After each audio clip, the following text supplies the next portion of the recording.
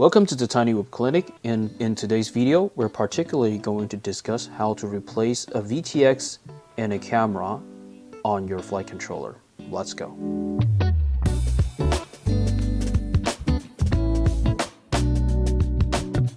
Particularly for Beta FPV, I don't know why their VTX. I have the Cetus X, I have the Meteor 65 Pro, I have the Meteor 75 Pro, and all of them, sooner or later, I encountered the same problem, OSD with no footage. So in general, with OSD and no footage, in general, the first diagnose should be, okay, so probably the camera is broken, so we are going to just replace to a new camera. And in this scenario, even if I replace to a new camera, it does not work, it means that our VTX might be broken. So I'm going to show you how to desolder the old VTX and resolder the new VTX onto the flight controller, and we're going to do some setups later.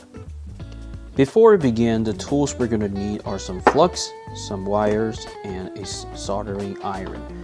Okay, so we're going to heat up our iron to about 450 degrees to make it easier for us to disconnect everything. Okay, so we're going to use our helping hand. You're going to clip this onto your helping hand.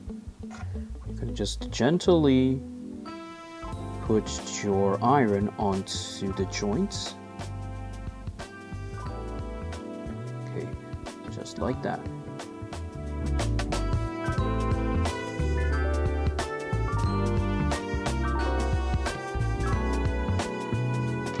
Okay, we are done.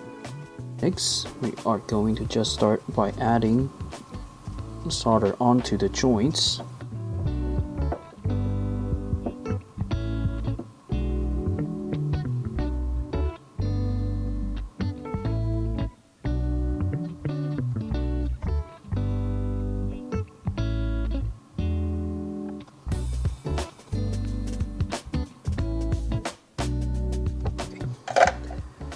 Not the best job.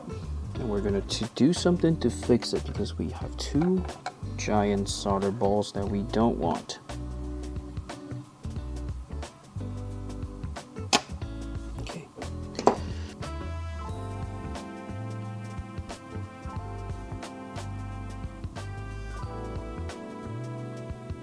Okay. Much better. Next, we're going to bring out our multimeters to make sure that there is no shorts in our joints.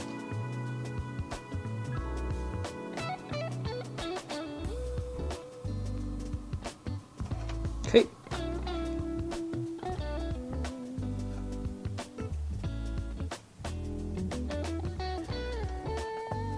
Okay, so we're going to start soldering the new VTX onto the flight controller.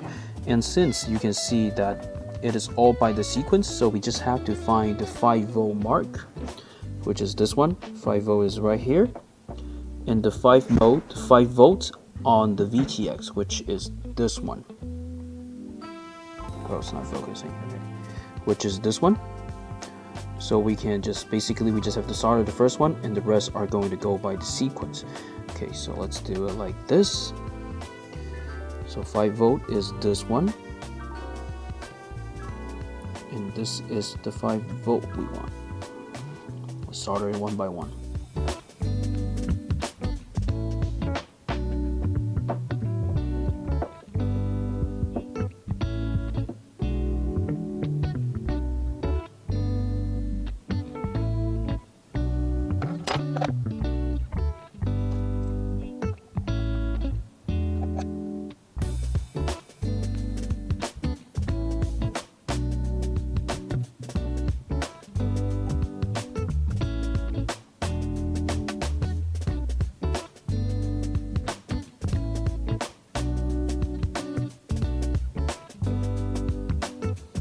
Okay, we are done.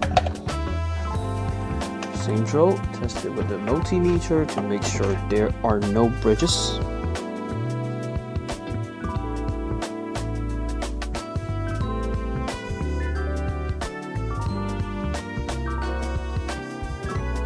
Right, that's good. Okay, so once the soldering has been completed, we're just going to plug in the camera. And we're going to see if it works. And next we're going to plug in the battery. And also we are going to make sure that our VTX is getting enough cooling, so just get a little fan or something that blows onto the VTX, and we can see that, hey, everything has been fixed. Alright, so problem solved. Okay, so this wraps us up this video as of how to replace the VTX board if you have only OSD and the issue is not related to the camera. And if you have additional questions or comments, please just leave it in the comment section and I'll try my best to respond. And if you like my content, please help me subscribe and I'll see you next time. Bye bye.